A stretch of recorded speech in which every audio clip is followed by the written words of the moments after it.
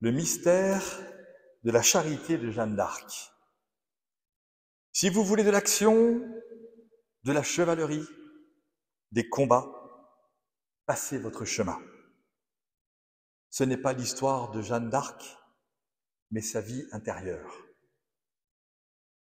Georges Bernanos écrira même « C'est Jeanne écoutée par Péguy, la prière de Jeanne, telle que Péguy peut l'entendre sortir de son propre cœur quand il cherche à représenter cette sainte et à écouter sa prière. » L'ouvrage dont nous parlons ce soir a été écrit en 1910. Charles Péguy a déjà écrit une montagne de plusieurs centaines de pages sur Jeanne, avant sa conversion, dans une perspective plutôt socialiste. L'ouvrage ici est le premier des 3 mystères qu'il va écrire. Le mystère de la charité de Jeanne d'Arc en 1910, le porche du mystère de la deuxième vertu en 1911 et les saints innocents en 1912. L'ensemble est une trilogie. Péguy expose, comme dans un mystère, son retour à la foi catholique. Ce n'est pas rien pour nous, Rouennais, que la figure qui l'inspire soit celle que nous honorons dans cette église. Jeanne d'Arc, est en réalité le personnage majeur de tous les écrits de Péguy. Il ne cesse d'y revenir, non seulement pour s'étonner encore et encore de cette histoire, mais parce que Jeanne rejoint Charles sur la question du mal, de la souffrance et de la mort. Voilà ce que Jeannette dit. « Ô mon Dieu, si on voyait seulement le commencement de votre règne, si on voyait seulement se lever le soleil de votre règne, mais rien, jamais rien. Vous nous avez envoyé votre Fils, que vous aimiez tant. Votre Fils est venu, qui a tant souffert, et il est mort. Et rien, jamais rien. Si on voyait poindre seulement le jour de votre règne, et vous avez envoyé vos saints, vous les avez appelés chacun par leur nom, vos autres fils, les saints, et vos filles, les saintes, et vos saints sont venus, et vos saintes sont venues, et rien, jamais rien. Charles Péguy a commencé à écrire sur Jeanne en 1895. Son premier propos était la dénonciation du mal, la révolte contre ce mal, et une réflexion sur le sens du salut. En 1895, Péguy n'était pas catholique, mais plutôt socialiste et influenceur en la matière auprès de ses amis. Son premier écrit sur Jeanne est fondé sur la raison et la lutte de Jeanne contre le mal. Par contre, en 1910, quand ce mystère est publié, les raisonneuses de 1895 sont devenues des contemplatives et les citations sont désormais bibliques. Tout ce mystère pourrait être lu sous l'angle de l'angoisse de la mort, le scandale de l'injustice et l'échec apparent de la croix du Christ. Une analyse plus profonde révèle en fait que ces pages puissantes sont l'expression de la prière de Charles Péguy. Ce mystère répond aux catégories du Moyen-Âge. Ce n'est pas la théologie qui l'inspire, c'est la liturgie. La dramatique divine qui se joue à chaque sacrement célébré rejoint la dramatique humaine qui part à la recherche du Sauveur. Le mystère de la charité de Jeanne, c'est l'angoisse d'une jeune fille de 13 ans, Jeannette, qui vit dans un pays en guerre. Et Jeannette est confrontée à la piété simple d'une enfant de 10 ans, Oviette. Cette enfant, elle fait ses prières, dit-elle, comme tout le monde. Jeannette souhaiterait que la France ait enfin une vraie sainte qui réussisse.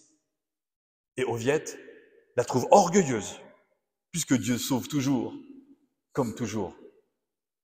Alors Jeannette part à la rencontre d'une religieuse, Madame Gervaise, âgée de 25 ans.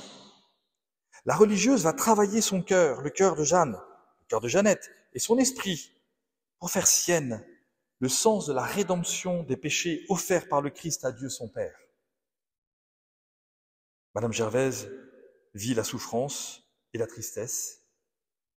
Elle veut montrer à Jeanne quelle vie spirituelle peut l'animer. Souffrance, travail et prière sont donc comme les trois axes permanents de ce mystère.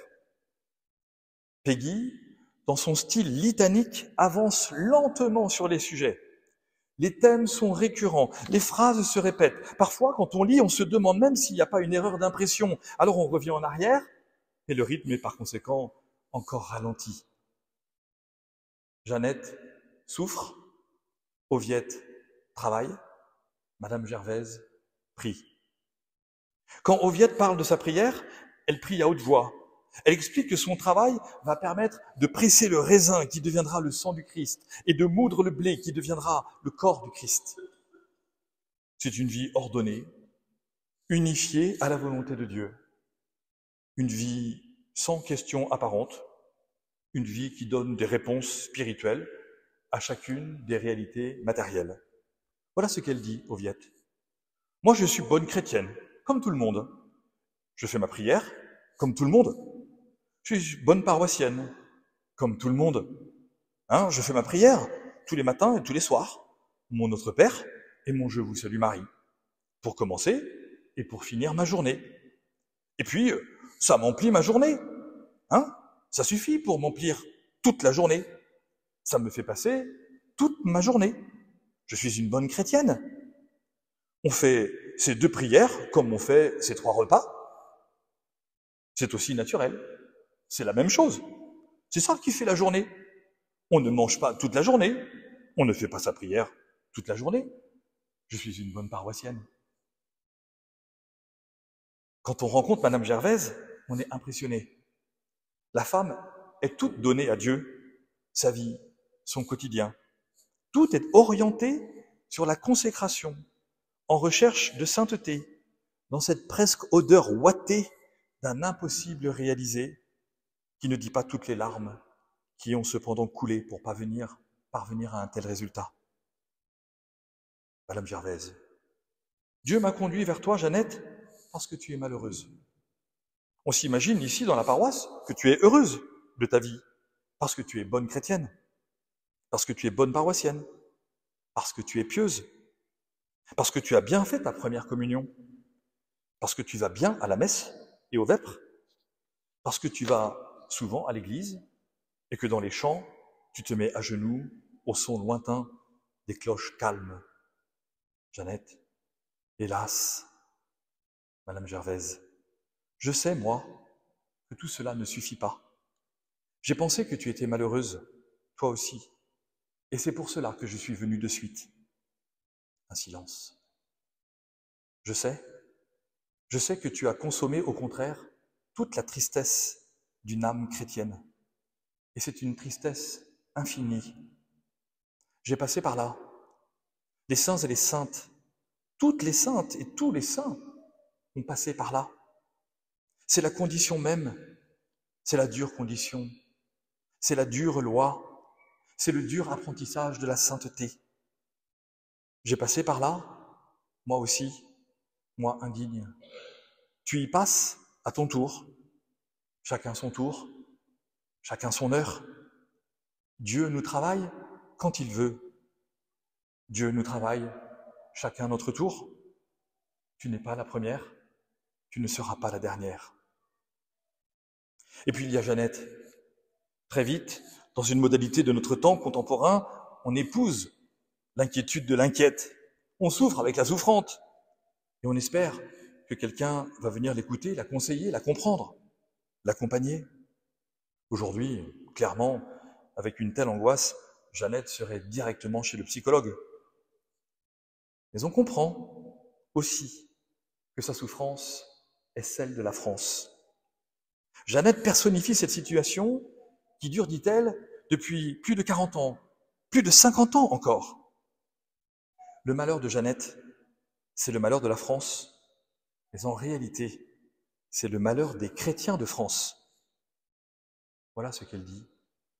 Jésus, Jésus, un jour sur une montagne de ce pays-là, vous avez eu pitié du peuple, vous avez pleuré sur cette foule, et cette foule avait faim, et pour la nourrir, pour apaiser la faim de son corps, pour rassasier sa faim charnelle, vous avez multiplié les poissons et les pains.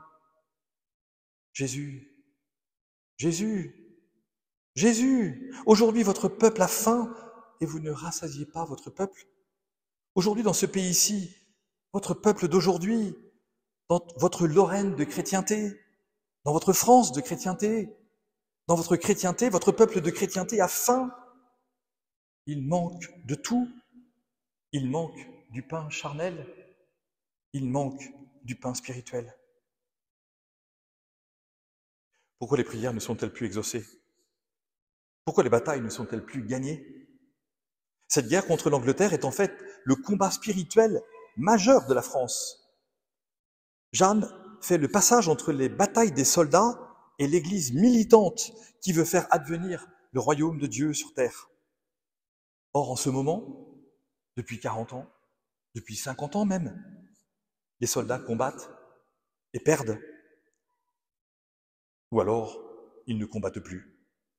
Un peu comme les chrétiens, ils combattent et tombent dans leur péché. Ou alors, ils ne combattent plus, tombés dans l'ascédie, ce péché qui exprime la perte du goût de Dieu. Jeanne prie pour qu'il y ait en France enfin une sainte qui réussisse. Voilà cette phrase. Enfin, ce qu'il nous faudrait, mon Dieu, il faudrait nous envoyer une sainte qui réussisse. Mais Jeannette sait bien comment pensent les gens. À propos de Saint Pierre, qui trahit Jésus, elle développe une vive colère. Ingrat, peuple ingrat, 13 siècles vous ont christianisé, 13 siècles de saints vous ont sanctifié la terre. Et alors, c'est tout ce que vous trouvez à dire? 13 siècles de chrétiens, 13 siècles de saints vous ont bâti vos paroisses, vous ont essuyé la terre, la face de la terre, vous ont bâti vos églises. Et alors, c'est tout ce que vous trouvez à dire? Ingrat, peuple ingrat. En venant au monde, vous avez trouvé la maison faite et la table mise, la table sainte. Et ce que vous dites, c'est qu'un jour de deuil, le jour d'un deuil éternel, c'est qu'un jour, il fut renégat. Alors qui va combattre? Qui va montrer l'exemple? Qui entrera dans l'armée du Christ pour sortir les chrétiens de leur bourbier? Ces pages sur les cathédrales de France et les saints de France sont bouleversantes. Le sujet n'est pas de dire comment Jeanne va bouter les Anglais hors de France, mais comment faire jaillir l'esprit authentiquement chrétien du pays. Car le Christ Jésus a déjà été envoyé sur la terre, cette terre de Bethléem. Il a vécu à Nazareth. Il a transformé Jérusalem pour l'éternité. Il ne faut jamais l'oublier. C'est de là que part la chrétienté. Alors Jeannette, après un silence, s'exclame: « Vous n'êtes rien, ville chrétienne, grande ville, résidence de chrétienté, chère cathédrale de sainteté. Vous n'êtes rien, car tout a été pris, une fois pour toutes, et rien n'est plus à prendre. Tout a été pris, tout ce qui compte, une fois pour toutes, un jour pour éternellement. Et il ne reste plus rien, mes enfants, rien à prendre de ce qui compte, car je vous le dis en vérité, ce petit bourg perdu, à tout prix, un jour, une fois dans le temps, une fois dans l'éternité, une fois pour toutes, une fois pour toutes les fois, un jour, furtif, il a tout pris pour éternellement tout ce qui compte. Et vous, grande ville, ville chrétienne, qu'est-ce qui vous reste? Qu'est-ce que vous êtes? car vous vous attardez à produire des saints et des saintes, et pendant ce temps-là, Jésus est le saint de cette paroisse-là, qui n'est peut-être plus, hélas, une paroisse chrétienne, même une paroisse. Bref, nous le comprenons, le seul lieu de la conversion des hommes, le seul sujet, source de motivation, c'est celui des origines. Si vous n'allez pas sans cesse chercher en profondeur d'où vous venez, vous tombez dans l'orgueil du nouveau qui veut tout révolutionner. Vous devenez, à ce moment précis, socialiste, de cette soi-disant charité supérieure à celle du christianisme que Peggy dénonçait à propos des chrétiens tièdes. Pour devenir catholique, en vérité, il faut passer du christianisme au Christ, du catholicisme à l'Église. Jeannette est profondément troublée par l'abandon des disciples du Christ à la croix. Elle n'aurait pas fait comme eux. Voici un extrait de son échange avec Madame Gervaise. Jeannette. Je crois, Madame Gervaise, ma fille, mon enfant, qu'oses-tu dire? Jeannette. Je crois que si j'avais été là, je ne l'aurais pas abandonné. Madame Gervaise. Ma fille, mon enfant, gardons-nous du péché d'orgueil. Nous sommes faits comme les autres. Nous sommes des chrétiens comme les autres. Nous eussions été comme eux. Nous eussions été parmi eux. Nous eussions fait comme eux. Il fallait que les Écritures fussent accomplies. Tous l'ont abandonné. Pas un seul n'est resté. Il fallait. Tous l'ont abandonné. Nous l'eussions abandonné aussi. Si nous avions été avec eux, si nous avions été parmi eux, si nous avions été d'entre eux, si nous avions été eux, nous aurions fait comme eux. Comment veux-tu? Pourquoi veux-tu que nous n'aurions pas fait comme eux? Nous ne valons pas mieux que les autres. Jeannette en est pourtant persuadée, si les apôtres du Christ avaient été des chevaliers français, le Christ n'aurait pas été abandonné. Le chemin de la libération monte en elle. Elle ne sait pas encore qu'elle est choisie par Dieu pour guider ses chevaliers français, remettre la France sur le chemin du royaume légitime.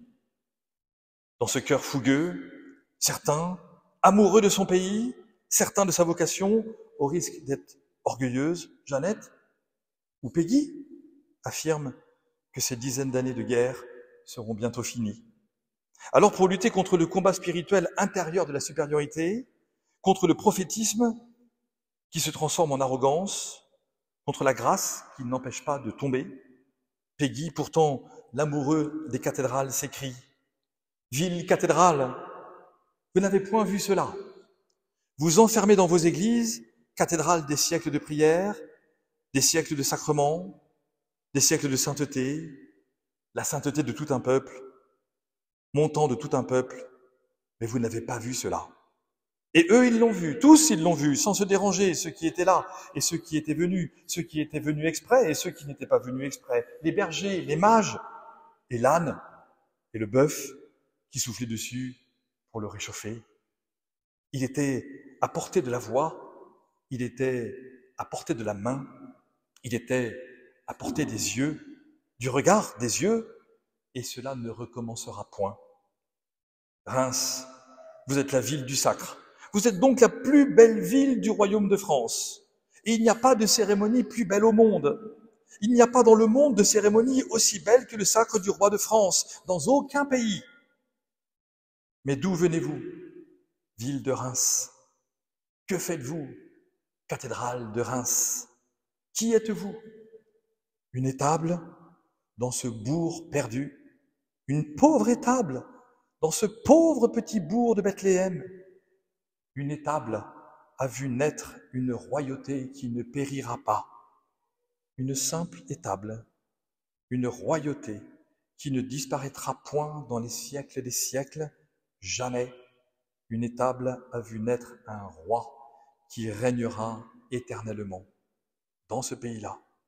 Voilà ce qu'ils font dans ce pays-là. Qui sont ces bâtisseurs de cathédrales?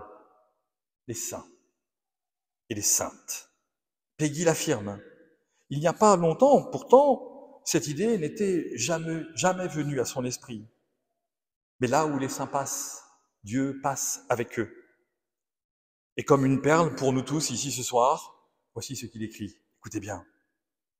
Mais toi, Bethléem, petite paroisse obscure, petite paroisse perdue, toi, Malines, tu as Saint Jésus, et nul ne pourra te l'enlever éternellement jamais, car il est ton propre patron, comme Saint-Ouen est le patron de Rouen. Il a fallu des siècles pour bâtir ces églises. Pendant des siècles, les saints ont parcouru les routes de notre pays. Alors, dans la lenteur d'un pèlerinage qui annoncera celui de Chartres, dans le rythme lent du mystère, s'égrène lentement le chemin spirituel qui va tout entier habiter souffrance et espérance, larmes et joie, interrogations et victoire. Chartres et Charles, c'est précisément l'histoire de sa famille, son histoire avec la maladie. Mais Chartres ne peut être Chartres qu'en raison de Bethléem. Vous, Chartres, ville unique du pays de France, cathédrale unique du monde, Chartres, diocèse, ville unique au royaume de France, Chartres, qui êtes dévouée à Notre-Dame, Chartres, qui êtes dévouée, dédiée, donnée à Notre-Dame, Chartres, qui êtes vouée. Qu'est-ce que vous êtes, Chartres, grande ville, en comparaison de ce petit bourg? Charles Péguy ne s'est pas encore retrouvé impuissant face à la maladie de son enfant. Il n'a pas encore fait la promesse du pèlerinage à Notre-Dame de Chartres. Ce sera 2 ans après l'écriture de ce mystère. C'est comme si l'écriture avait anticipé ce sacrifice rédempteur pour son enfant. Le mystère de la charité de Jeanne d'Arc enchâsse 70 pages de méditation sur la douleur de la Vierge Marie lors de la passion de son fils. La femme pleure, mais elle est debout. Stabat mater dolorosa. Elle suivait, elle pleurait, tout le monde la respectait, tout le monde la plaignait. On disait, la pauvre femme. C'est que tous ces gens n'étaient peut-être pas méchants. Ils n'étaient pas méchants au fond. Ils accomplissaient les Écritures. Ce qui est curieux, c'est que tout le monde la respectait, honorait, respectait, admirait sa douleur. 2 ans plus tard, à Chartres, au pied de Notre-Dame du Pilier, Charles confiera à la Vierge Noire son intention la plus profonde. L'écriture de ces pages est aussi terrible qu'étincelante. À la fin du mystère de la charité de Jeanne d'Arc, le dernier dialogue est précisément encore et encore sur la souffrance. Madame Gervaise, la chrétienté même est au bon Dieu. L'Église est à lui. Quand j'ai fait ma prière et bien fait ma souffrance, il m'exauce à sa volonté. Ce n'est pas à nous, ce n'est à personne, à lui en demander raison. Nous sommes dans la main de Dieu. Les voies de Dieu sont insondables. Jeannette, un peu brusquement, adieu, Madame Gervaise. Madame Gervaise, adieu, ma fille. Que Jésus le Sauveur sauve à jamais ton âme. Jeannette, ainsi soit-il, Madame Gervaise. Et comme un diamant au cœur de l'œuvre, voici le Christ Jésus. Grâce à Madame Gervaise, Jeannette suit la passion, la crucifixion et la mort du Christ. Tout l'évangile est imagé, chaque action est projetée, chaque parole est comme mangée, tout devient sacrifice, et le pain n'est plus du pain. L'homme pleure, l'humanité crucifie son Dieu. Tous ces 4 membres, ces 4 pauvres membres, et son flanc qui lui brûlait, son flanc percé, son cœur percé, et son cœur qui lui brûlait, son cœur consumé d'amour, son cœur dévoré d'amour. Peggy, nous le voyons, devient théologien. Il dit Dieu. Il dit le Dieu de l'Évangile. Il le dit avec un élan que seule la poésie permet. Il proclame sa foi au Christ avec intensité. Mais il interroge aussi. Il n'avait pas crié sous la face parjure. Il n'avait pas crié sous les farces d'injures. Il n'avait pas crié sous les faces des bourreaux romains. Alors, pourquoi cria-t-il? Devant quoi cria-t-il? Ce cri du Fils résonne dans le cœur de sa mère. La foi catholique de Peggy se déploie sur le chemin de Chartres.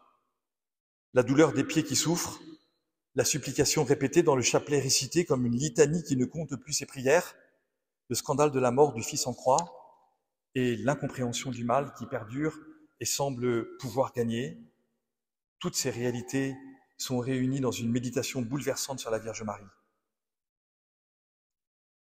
Car elle avait vieilli d'une éternité. Elle avait vieilli de son éternité, qui est la première éternité après l'éternité de Dieu, car elle avait vieilli de son éternité. Elle était devenue reine, elle était devenue la reine des 7 douleurs. Chers amis, pardonnez ces mots imparfaits et ces balbutiements poétiques. S'ils peuvent simplement ouvrir chacun de nous à cette respiration lente qui répète sans cesse son cri vers la vie, malgré la souffrance et avec les questionnements, alors ce serait une ouverture qui me réjouirait. L'œuvre de Peggy est large et imposante. Elle poursuit son chemin encore ce soir. Les commentaires sur cette œuvre sont extrêmement nombreux, un peu comme pour d'autres théologiens, dont saint Thomas d'Aquin. Mais au final, que restera-t-il? L'œuvre? Non. L'homme? Non plus. Le marcheur de Chartres le sait bien. Ce qui restera, c'est la prière, cette relation à Dieu.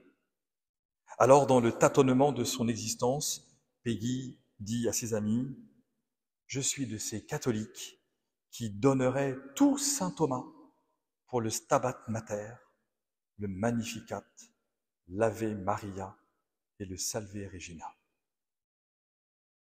Je vous remercie.